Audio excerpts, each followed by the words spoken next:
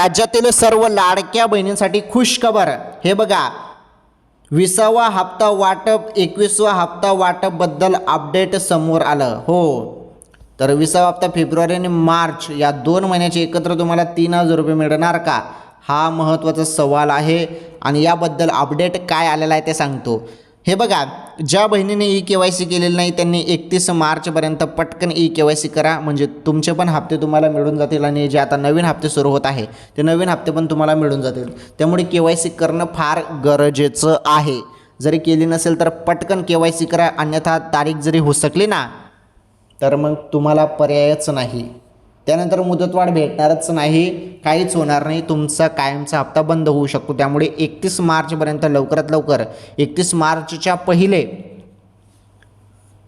तुम्ही KYC दुरुस्ती करून घ्या जर चुकीचे झाले असेल तर. आणि 3,000 रुपये मिळणार का, तर याबद्दल अजून कुठलीही अपडेट आलेली नाही. अपडेट आल्यावर कळेल. ओके.